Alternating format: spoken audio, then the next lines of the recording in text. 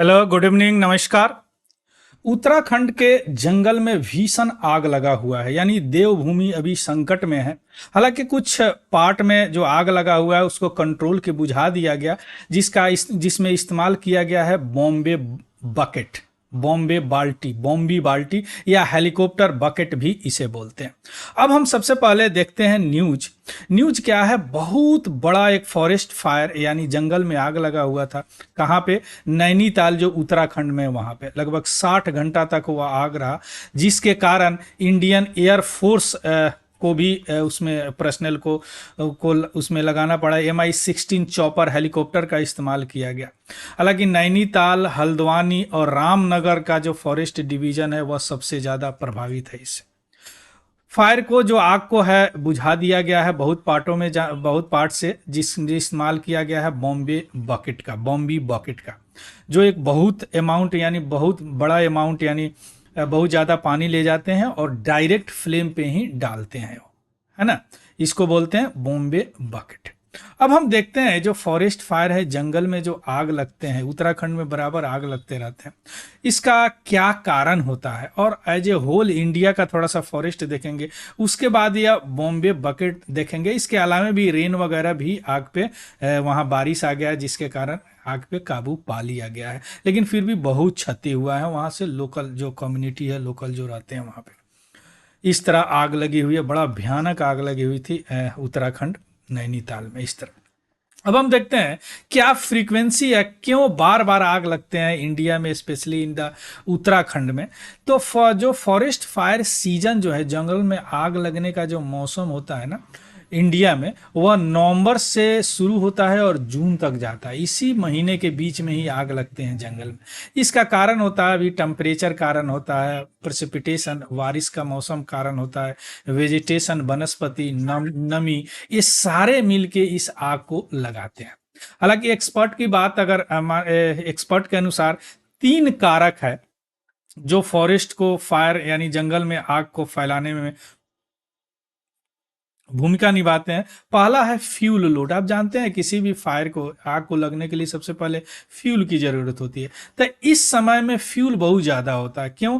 क्योंकि सारे पत्ते सूखे हुए होते हैं जो फ्यूल का काम करते हैं। और इसके अनुसार लगभग 36% इंडिया का जो फॉरेस्ट है, जंगल है, वह फ्रीक्वेंट फायर के लिए जाना जाता है, यानी बार बार उसमें आग लगते हैं। तो फ्यूल तो मिल गया, इसके अलावा जंगल है तो ऑक्सीजन होगा ही, और टेम्परेचर ज़्यादा होता ही है, जिसके कारण आग लग जाते हैं।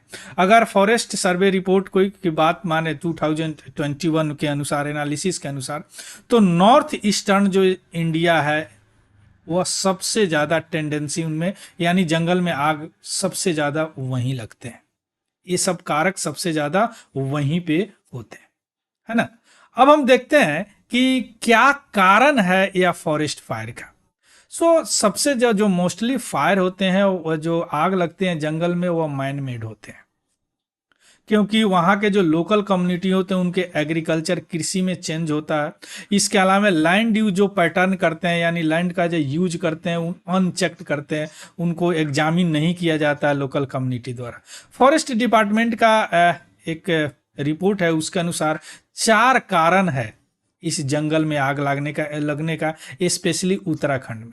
पहला कारण है मनमाने ढंग से लोकल लोग जो है ना, वो जानबूझ के आग लगा देते हैं जंगल में। उसका कारण क्या है कि उनको घास जो है, ग्रास जो है, गुड क्वालिटी को मिल जाता है, सब जल जाते हैं तो नया घास उगते हैं। इसके अलावा उसमें वन में, जंगल में लकड़ी वगैरह काटते हैं, उसको छिपाने के लिए आग लगा देते हैं, पता ही नहीं चलेगा कितना कटा है। इसके अलावा शिकार वगैरह, पोचिंग वगैरह के लिए भी ये लोग करते हैं।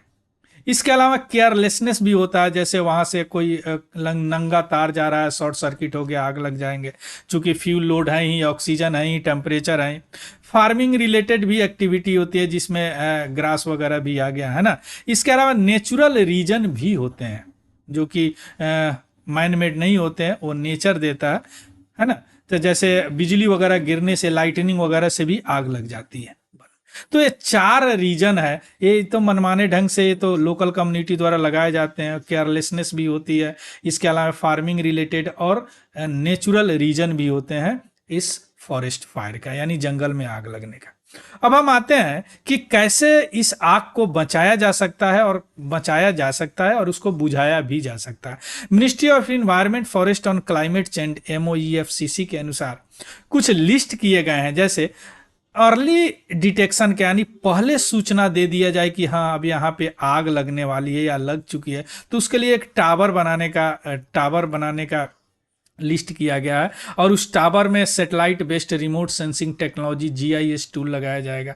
कई वीडियो बनाए हूँ सेटेलाइट पे, जो अर्थ ऑब्जर्वेशन सेटेलाइट ये सब काम करते हैं। तो कहीं भी आग जैसे शुरू हुआ ना, अर्ली डिटेक्शन हो जाएगा, लोकल कम्युनिटी को इन्फॉर्म कर दिया जाएगा। इनके अलावा भी जो नेशनल डिजास्टर मैनेजमेंट अथॉरिटी है उनको इन्फॉर्म कर दिया जाएगा और टाइमली ही उस पर कंट्रोल किया जा सकता है। इसके अलावा फायर वाचर की भी व्यवस्था है। लोकल कम्युनिटी को इन्वॉल्व करने की भी बात की गई है, क्योंकि बिना लोकल कम्युनिटी के इन्वॉल्व को आग पे कंट्रोल नहीं हो पा सकते, क्योंकि ज़्यादातर तो यही लोग लगाते हैं, है ना। इसके अलावा जो भी फायर लाइन है, मेंटेनेंस जो वहाँ से जाते हैं, क्या बोलते हैं, बिजली वगैरह, उसको भी मेंटेनेंस करने के लिए यहाँ पे व्यवस्था किया गया है। तो यह फॉरेस्ट फायर का जो ministry of environment forest and climate change के द्वारा यह मेथड लिस्ट किया गया है कि कैसे बचाव किया जा सकता है जंगल में आग लगने से। अब हम आते हैं बॉम्बी बकेट पे। बॉम्बी बकेट के इस्तेमाल करके इस आग पे कंट्रोल किया गया। देखिए, यह एक स्पेशलाइज्ड है हवाई अग्निशमन टूल। जिस तरह आप देखते हैं अग्निशमन गाड़ियां आती है अगर अर्थ पे कहीं आग लग जाता है, तो इसी तरह एरियल अग्निशमन टूल है। यह यूज 1980 के बाद से शुरू हो गया। यह लाइट वेट होता है और कोलैप्सेबल कंटेनर होता है। कंटेनर नीचे पानी गिरा देता है और यह हेलीकॉप्टर के नीचे लगा दिया जाता है और टारगेटेड एरिया, यानी जहां पे आग लगा हुआ है, जहां पे ज्यादा फ्लेम है, वहीं पे पानी को पोर कर दिया जाता है, गिरा दिया जाता है। और इसका कंट्रोल जो पायलट के पास होता है, इसका वाल्व का कंट्रोल। इसका सबसे की फीचर यानी मुख्य फीचर की बात करें तो यह क्विकली और इजीली फील्ड हो जाते हैं किसी भी वेरियस सोर्स से। जैसे कहीं लेक से भी पानी उठा सकते हैं, नदी से पानी उठा सकते हैं, यानी कोई भी वाटर सोर्स से पानी उठा के और जो भी टारगेटेड एरिया है वहां पे यह गिरा देते हैं, आग को बुझा देते हैं। बम्बी बकेट में अगर पानी की बात करें तो उसका कैपेसिटी 270 लीटर से लेके 10,000 लीटर तक होता है, यानी एक बार में पानी ले जा सकते हैं। और वह स्थान जहां पे आपको गाड़ी नहीं जा सकता, संकरी गली है, पहाड़ है, वहां पे यह काम करते हैं। अब आते हैं इस बम्बी बकेट आया कैसे, किसने इसका आविष्कार किया। ये है, इस तरह के बकेट होते हैं जिसका क्षमता 270 से 10,000 लीटर तक होगा। इस तरह पानी लेके और इस तरह टारगेटेड जो भी एरिया है जहां पे लगा है उस पे यह छीट देते हैं, गिरा देते हैं, है ना। अब आते हैं बॉम्बी बकेट, यानी बकेट का हिंदी होता है बाल्टी, को किसने आविष्कार किया। बॉम्बे बकेट का आविष्कार डॉन अर्ने ने किया, जो कनाडियन बिजनेसमैन थे 1982 में। अगर आज की बात करें तो बॉम्बी बकेट जो है लगभग 115 देशों से ज़्यादा देशों में यूज किया जाता है, जिसमें एक इंडिया भी है। और लगभग 1000 से ज़्यादा हेलीकॉप्टर ऑपरेटर जो विश्व में है इसका यूज करते हैं। यह डाटा जो है ACI इंडस्ट्री लिमिटेड का है, या कंपनी इन्हीं का है, डॉन ऑर्नी साहब का है, जो इन्होंने इसको स्थापित किया था। 2017 में अर्ने साहब को इसका आविष्कार के लिए inventor of hall of the fame पुरस्कार दिया गया था, है ना, इस बॉम्बे बकेट के आविष्कार करने से। Clear. So this is all about the news. इसका PDF हमारा टेलीग्राम चैनल है तिवारी जनरल स्टडी, वहां से आप को मिल जाएगा, वहां से देख लीजिएगा, उसको भी ज्वाइन कर लेंगे। अगर यहाँ तक पहुँच गया, वीडियो इन्फॉर्मेटिव लगा हो, कुछ सीखे हैं तो प्लीज़ इसको लाइक और अपने दोस्तों में शेयर जरूर कीजिएगा। और सब्सक्राइब तो कर लिए होंगे आप लोग अगर यहाँ तक पहुँच गए हैं तो। So thank you, have a good day and happy learning. Thank you very much.